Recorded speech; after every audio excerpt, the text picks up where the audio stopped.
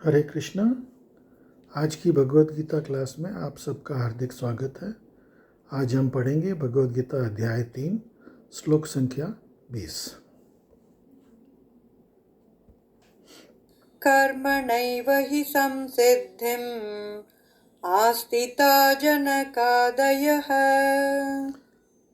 लोकसङ्ग्रहमेवापि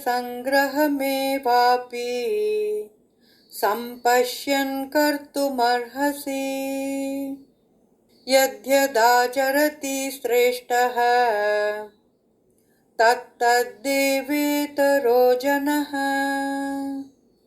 स यत्प्रमाणं कुरुते लोकस्तदनुवर्तते। अनुवाद: जनक जैसे राजाओं ने केवल नियत कर्मों को करने से ही सिद्धि प्राप्त की, अतः सामान्य जनों को शिक्षित करने की दृष्टि से तुम्हें कर्म करना चाहिए। तात्पर्य श्रील प्रभुपाद द्वारा: जनक जैसे राजा स्वरूप सिद्ध व्यक्ति थे, अतः वे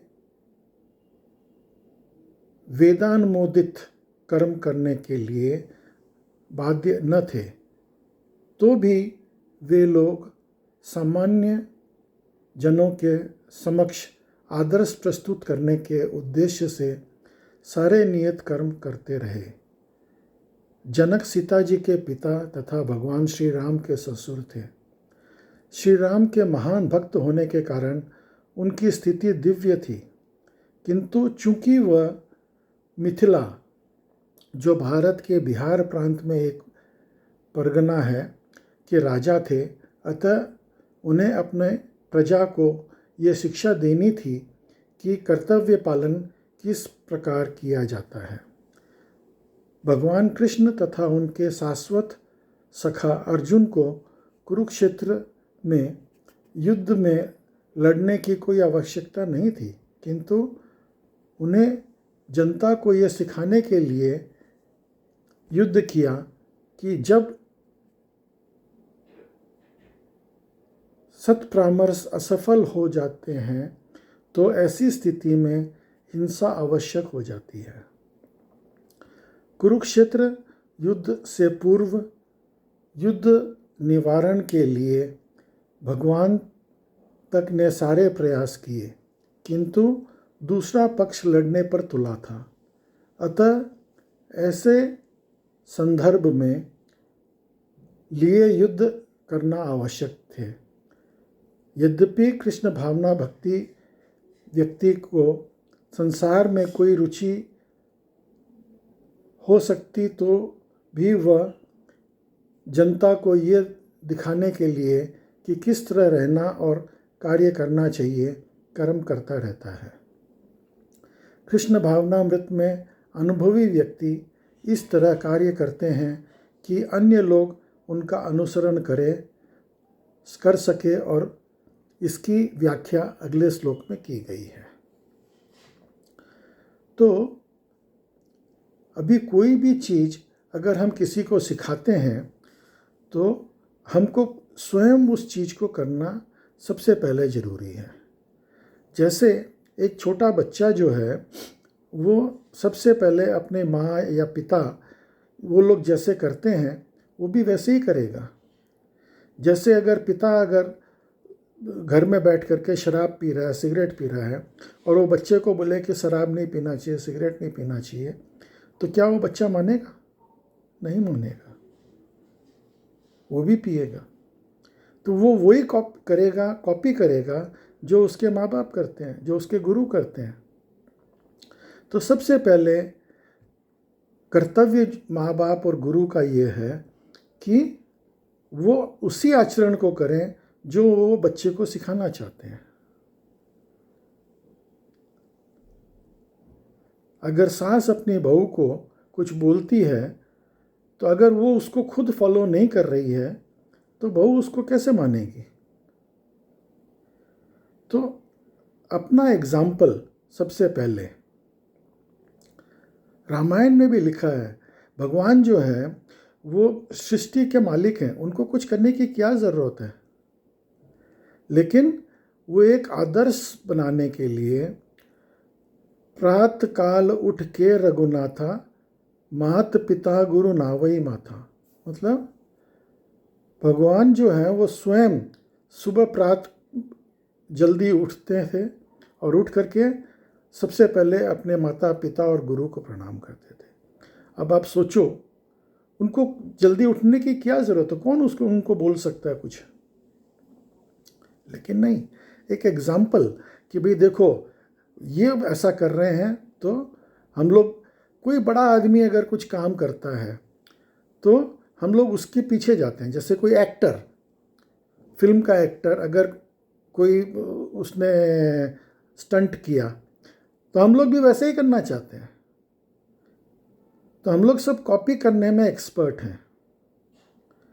तो जो भी श्रेष्ठ व्यक्ति है, जो लीडर है, उसका कर्तव्य बनता है कि वो अपना आचरण को ठीक करे। और वही वो, क्योंकि वो उसको मालूम है कि लोग बाग उसको फॉलो करेंगे, तो उसको अपना आचरण ठीक करना बहुत ज़रूरी है। अगले श्लोक का अनुवाद पढ़ेंगे। महापुरुष जो जो आचरण करता है, सामान्य व्यक्ति उसी का अनुसरण करते हैं। वह अपने अनुसरणीय कार्य को जो आदर्श प्रस्तुत करता है, संपूर्ण विश्व उसका अनुसरण करता है। तात्पर्य, सामान्य लोग को सदैव एक ऐसी नेता की आवश्यकता होती है जो व्यवहारिक आचरण द्वारा जनता को शिक्षा दे सके। यदि नेता स्वयं धूम्रपान करता है तो वो जनता को धूम्रपान बंद करने की शिक्षा नहीं दे सकता। चैतन्य महाप्रभु ने कहा है कि शिक्षा देने के पूर्व शिक्षक को ठीक ठीक आचरण करना चाहिए। जो इस प्रकार शिक्षा देता है वो आचार्य या आदर्श शिक्षक कहलाता है। अतः शिक्षक को चाहिए कि सामान्य जन को शिक्षा देने के लिए स्वयं शास्त्रीय सिद्धांतों का पालन करे। कोई भी शिक्षक प्राचीन प्रमाणिक ग्रंथों के नियमों को विपरीत कोई नियम नहीं बना सकता। मनु संहिता जैसी प्रमाणिक ग्रंथ मानव समाज के लिए अनुसरणीय आदर्श ग्रंथ है, एवं नेता को उपदेश ऐसे आदर्श शास्त्रों के नियम पर आधारित होना चाहिए। जो व्यक्ति अपनी उन्नति चाहता है उसे महान शिक्षकों द्वारा अभ्यास किए जाने वाले आदर्श नियमों का पालन करना चाहिए। श्रीमद् भागवत भी इसकी पुष्टि करता है कि मनुष्य को महान भक्तों की पद चिन्हों का अनुसरण करना चाहिए और आध्यात्मिक बोध के पथ में प्रगति का सही साधन है। चाहे राजा हो या राज्य के प्रसाधनकारी, चाहे पिता हो या शिक्षक हो, ये सब अबोध जनता के स्वाभाविक नेता माने जाते हैं। इन सब का अपने आश्रितों के प्रति महान उत्तरदायित्व रहता है। अतः उन्हें भौतिक तथा आध्यात्मिक संहिता संबंधी आदर्श ग्रंथ सुपरिचित होना चाहिए। तो जो लीडर है, जिसको लोग बाग कॉपी करते हैं, फॉलो करते हैं, उसका बहुत बड़ा दायित्व है। उसका दायित्व है कि वो खुद अपना आचरण सही करे। तो यहाँ पे भगवान अर्जुन को जो है भगवत गीता का ज्ञान दे रहे हैं और उस ज्ञान के अंदर भगवान ये सिखा रहे हैं कि अर्जुन, तुम अगर अपना आचरण सही नहीं करोगे, ये भगवत गीता तुम सीख रहे हो, ये भगवत गीता तुम समझ रहे हो, अगर तुम अपना आचरण ठीक नहीं करोगे तो तुमको जो फॉलो करने वाले हैं, जो इस भगवत गीता को पढ़ेंगे, वो लोग कैसे सही करेंगे। तो तुमको अपना आचरण सबसे पहले सही करना है। और भगवान स्वयं भी अपना आचरण लोगों को दिखाने के लिए कि भाई ऐसे करना चाहिए। चैतन्य महाप्रभु ने क्या बोला कि भारत भूमिला होइला मानस, जीवन सार्थक करी करो परोपकार। मतलब भारत भूमि में जिस आदमी ने मनुष्य जन्म लिया है वो उसका बहुत बड़ा दायित्व है, क्योंकि आज भारत जो है वो विश्व गुरु है और लोग बाग भारत को कॉपी करते हैं। तो सबसे पहले आदमी अपने जीवन को सार्थक बनाए, भक्ति में लगे और फिर वो परोपकार करे कि लोगों को सिखाए कि कैसे उनको अपना जीवन व्यतीत करना चाहिए। ये बहुत रेयर है कि हम लोगों को इस भारत भूमि के अंदर जन्म मिला है, तो हमको जो है इस अपॉर्चुनिटी को कभी भी बर्बाद नहीं करना चाहिए। अगला श्लोक पढ़ेंगे। न मे पार्थस्ति कर्तव्यं त्रिषु लोकेषु किंचन नानवाप्तमवाप्तव्यं वर्त एव च कर्मणि। अनुवाद। हे प्रथा पुत्र, तीनों लोकों में मेरे लिए कोई भी कर्म नियत नहीं है, न ही मुझे किसी वस्तु का अभाव है और न आवश्यकता ही है, तो भी मैं नियत कर्म करने में तत्पर रहता हूँ। अब अगर भगवान सोचो कि अगर उनको कोई चीज़ चाहिए तो उनको कुछ करने की ज़रूरत है, और इस भौतिक संसार में तो कुछ भी उनको करने की ज़रूरत ही नहीं है। यहाँ पे जो भी क्वालिटी अवेलेबल है वो तो सब थर्ड क्लास है। आज भगवान जो समस्त संसार के मालिक हैं, अनंत अनंत जो वैकुंठ है उसके मालिक हैं, तो वहाँ की जो क्वालिटी है किसी भी वस्तु की, वो इस भौतिक संसार से कई गुना अच्छी है। तो अगर उनको कुछ भी चाहिए तो ये इस भौतिक संसार से करेंगे, लेकिन नहीं, लोगों को दिखाने के लिए, लोगों को सिखाने के लिए वो सारे कार्यक्रम करते हैं ताकि लोग उनको कॉपी कर सकें। तात्पर्य। वैदिक साहित्य में भगवान का वर्णन इस प्रकार हुआ है। परमेश्वर समस्त नियताओं के नियता हैं और विभिन्न लोक पालकों में सबसे महान हैं। सभी उसके अधीन हैं। सारे जीवों को परमेश्वर से ही विशिष्ट शक्ति प्राप्त होती है। जीव स्वयं श्रेष्ठ नहीं है, वे सभी देवताओं द्वारा पूज्य हैं और समस्त संचालकों के भी संचालक हैं। अतः वे समस्त भौतिक नेताओं तथा नियंताओं से बढ़कर हैं और सबों द्वारा आराध्य हैं।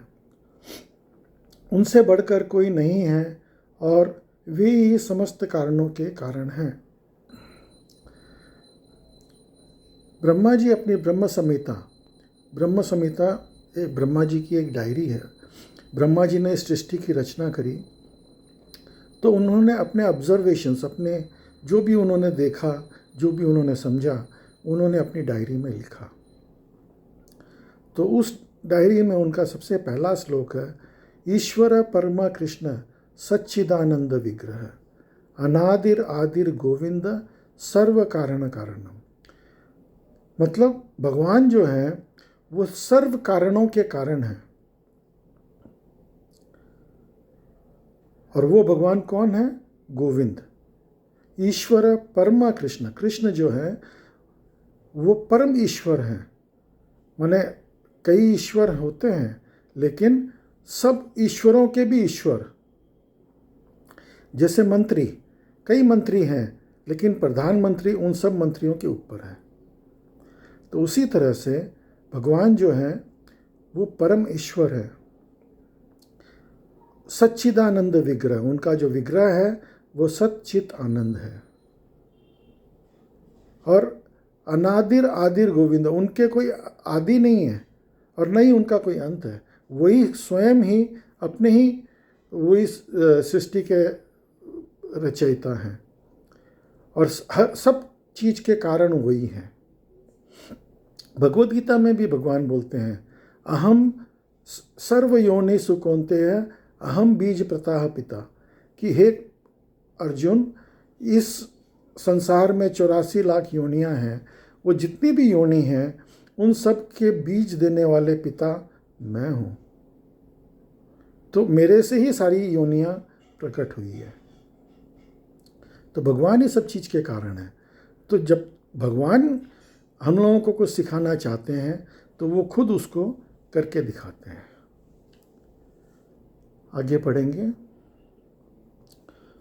उनका शारीरिक स्वरूप सामान्य जीव जैसा नहीं होता। उनके शरीर तथा आत्मा में कोई अंतर नहीं है। वे परम है। उनकी सारी इंद्रियां दिव्य है। उनका कोई भी इंद्रिय अन्य किसी इंद्रियों का कार्य संपन्न कर सकती, अतः न तो कोई उनसे बढ़कर है न ही उनके तुल्य है। उनकी शक्तियाँ बहुरूपी है, फलत उनके सारे कार्य प्राकृतिक अनुक्रम के अनुसार संपन्न हो जाते हैं। चूँकि भगवान के प्रत्येक वस्तु ऐश्वर्य से परिपूर्ण रहती है और पूर्ण सत्य से ओतप्रोत रहती है, अतः उनके लिए कोई कार्य करने की आवश्यकता नहीं रहती। जिसे अपने कार्य का फल पाना है उसके लिए कुछ न कुछ कर्म नियत रहता है, परंतु जो तीनों लोकों में कुछ भी प्रयास करने की इच्छा नहीं रखता उसके लिए निश्चय ही कोई कर्तव्य नहीं रहता। फिर भी क्षत्रियों के नायक के रूप में भगवान कृष्ण कुरुक्षेत्र की युद्ध भूमि में कार्यरत हैं, क्योंकि क्षत्रियों का धर्म है कि दीन दुखियों का आश्रय प्रदान करें। यद्यपि वो शास्त्रों के विधि विधानों से सर्वथा ऊपर हैं, फिर भी वह ऐसा कुछ भी नहीं करते जो शास्त्रों के विरुद्ध हो। तो भगवान जो भी कुछ करते हैं वो लोगों को सिखाने के हिसाब से करते हैं। हमको वही देख करके हमको सीखना चाहिए। हमको भगवान का कॉपी नहीं करना चाहिए, हमको भगवान से सीख लेना चाहिए। हम अब जैसे कई लोग जो है ये कॉपी करने लग जाते हैं। अब भगवान ने रासलीला करी तो मैं अभी रासलीला करता हूँ, नहीं। भगवान ने जो है गोवर्धन पर्वत उठाया, तुम भी उठाओ। तुम गोवर्धन पर्वत के एक शिला उठा करके देख लो, नहीं। जो हमारे लिए पॉसिबल नहीं है वो नहीं। भगवान जो नित्य आचरण करते हैं उस आचरण को हमको फॉलो करना चाहिए। जो शास्त्रों में बताया गया है उस आचरण को हमको फॉलो करना चाहिए। तो आज की क्लास में आप सब सम्मिलित हुए उसके लिए बहुत बहुत धन्यवाद। हरे कृष्णा।